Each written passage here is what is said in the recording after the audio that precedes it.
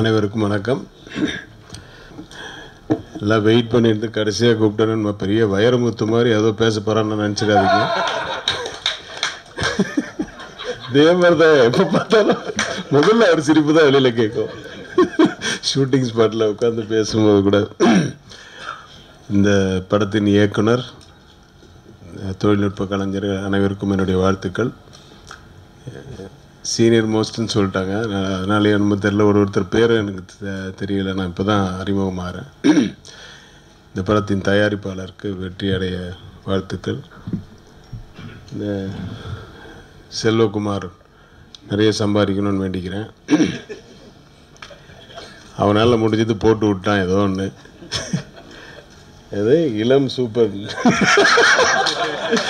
எல்லாரும் ஏதாவது பாராட்டினா, நான்லாம் பாராட்டினா ஒன்று அப்படியா தேங்க்யூ அப்படின்றதுனால இவரு இளம் சூப்பர் சார் மூஞ்சி திரும்பிட்டார். அவர் ஏன் இப்படி போடுறீங்க அப்படின்ட்டு.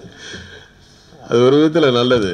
ஏன்னா இன்னொருத்தரோட எதுக்கு கம்பேர் பண்ணணும், நம்ம தனித்து நிற்கணுமே அப்படின்னு நினைக்கிறீங்க, அதுதானே? அதனால தான். ஸோ ரொம்ப நன்றி தம்பி ரமேஷ் சாருக்கு. என்னை வந்து இங்கே கூப்பிட்டதுக்கு ரொம்ப நாள் ஆச்சு. நிறைய பேர் இங்கே இருக்கிறவங்களை பார்த்து, சிவகார்த்தின்லாம் வந்து பொம்பளை வேஷத்தில் தான் கடைசியாக பார்த்தது. அதனால் தம்பி என்னன்னு சொன்னோன்னே எனக்கு ஞாபகம் வந்தது. அந்த அவர் கோவை தம்பி சார் படத்தில், அந்த படத்தில் நான் இப்போ அசிஸ்டன்ட் டைரக்டர், கோவை தம்பி ப்ரொடக்ஷன். அங்கே இவர் தான் ஓடுவார், தம்பி என்ன வர்றார், தம்பி என்ன, தம்பி வராரா அண்ணன் வராரா அப்படின்னு, தம்பி என்ன வர்றாரு. ஸோ அது மாதிரி அடுத்தது தம்பி அண்ணன் வந்து சினிமாவில் வந்து தம்பி ராமையா சார். அதாவது உமாபதி வந்து அவர் தம்பி ராமையா சாரை விட அதிகமாக பேர் வாங்கிட்டா அவங்க அப்பா ரொம்ப சந்தோஷப்படுவார்.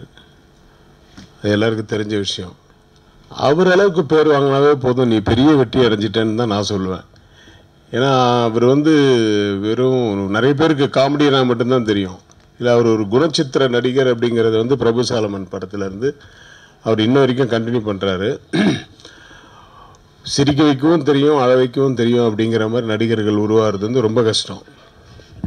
நீங்கள் காமெடியன்ஸ்னே எடுத்துட்டிங்கன்னாவே நிறைய பேர் இருக்காங்க. இப்போ கவுண்டமணி சார்லாம் கஷ்டப்பட்டு அழ வைக்கணும்னு ட்ரை பண்ணுவார், ஆனால் யாரும் அழமாட்டாங்க. கவுண்டமணி, வடிவேலு, விவேக் இவங்கெல்லாம் வந்து இப்போ எவ்வளோ குணச்சித்திரமாக நடித்து அவங்க ட்ரை பண்ணணும். ஏன்னா அந்த மாதிரி அவங்க ஃபேஸ் அமைஞ்சு அது மாதிரி அவங்க ஒரு ரியாக்ஷனில் தான் ஆடியன்ஸ் இருக்காங்க. பட் தம்பி ராமையா கிட்ட வந்து அது வேற ஒரு ரெண்டுமே கலந்து கொடுக்கக்கூடிய ஒரு அளவுக்கு. எந்த அளவுக்கு அப்படின்னா, அந்த காலத்தில் வந்து நான் சின்ன வயசில் பார்த்த படங்கள்லாம் வந்து பாலையா சார், சந்திரபாபு, அப்புறம் நாகேஷ், இவங்க தான் வந்து சிரிக்க வைக்கவும் முடியும், அவங்களால அழ வைக்கவும் முடியும். அது வந்து ஒரு மிகப்பெரிய டேலண்ட், அது ஒரு காட்ஸ் கிஃப்ட் தான். ஸோ அது வந்து வெளியே கொண்டு வந்தது பிரபு சாலமனுக்கு ரொம்ப தேங்க்ஸு. அந்த அளவுக்கு ஒரு பேர் வாங்கின அவங்க அப்பா, அவனுடைய அந்த பேரை நீ நெருங்கினாவே நீங்கள் மிகப்பெரிய வெற்றி அடைஞ்ச மாதிரி தான். ஸோ அதுக்கு நீ உழைக்கணும். டான்ஸ் வேணால் என்னை பார்த்து நீ ஆரம்பிச்சிருக்கலாம். ஆனால் நடிப்பெல்லாம் நீ வந்து உங்கள் அப்பாவுக்கிட்ட நிறைய கற்றுக்க வேண்டிய விஷயங்கள் இருக்குது. அவர் பேசும்போது அவருடைய இன்னசென்ஸ் எனக்கு பிடிச்சிருந்தது. மெட்ராஸா பராக்கு கிராக்கெல்லாம் பேசினார். ஸோ அந்த இன்னசென்ஸ் அது அப்படியே மெயின்டைன் ஆகணும் எப்பவுமே. அது இன்னசென்ஸ்ன்னு உங்களுக்கு தெரியாமல் இருக்குது. அது ஓப்பனாக பேசுறது, ஓப்பன் ஹார்ட்டட். அந்த open hearted will make you somebody really. அதனால் என்னுடைய வாழ்த்துக்கள் உமாபதி அவர்களுக்கு. இன்றைய விழாநாயகன் இமான் அவர்கள், அவர் எப்படி ஒரு பாட்டை வந்து போடுறதுக்கு எவ்வளோ சிரத்தை எடுத்துப்பார் அப்படிங்கிறது எனக்கு அனுபவம் இருக்குது.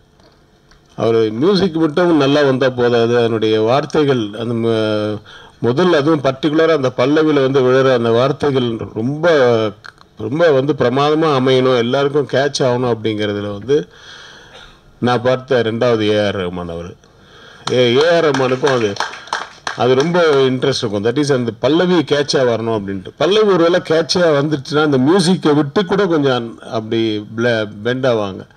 ஸோ அதில் ரொம்ப சிரத்தை எடுத்துக்கிறவர் உண்மையாகவே. அதனால தான் கேட்சியாக இருக்குது. ட்ரெய்லர்ஸு, சாங்ஸ் எல்லாம் பார்க்கும்போது ரொம்ப நல்லா இருக்குது. ஏதோ ஒரு எக்ஸ்பெக்டேஷன் இருக்குது படத்தை பார்க்கணும் அப்படின்ட்டு. பிகாஸ் அவங்க சொன்ன மாதிரி, படத்தில் சொன்ன மாதிரி only it's love orient film இல்லாமல் இன்றைக்கி ட்ரெண்டில் இருக்குது. தட் இஸ் ஒரு நான் வந்து புரியாத புதிர் ஸ்டைல்லையே படங்கள் எடுத்துருந்தா நான் இன்றைக்கி இன்னும் நிறைய படங்கள் அந்த மாதிரி கொடுத்துருக்க முடியும். அது மாதிரி ஒரு எக்ஸ்பெக்டேஷன், ஒரு த்ரில்லரும் கூடவே இருக்கிறதுனால கண்டிப்பாக மிகப்பெரிய வெற்றி அடையும். படமும் மிகப்பெரிய வெற்றி அடைய எல்லாம் வல்ல இறைவனை பிரார்த்தித்து வாழ்த்துகிறேன். நன்றி, வணக்கம்.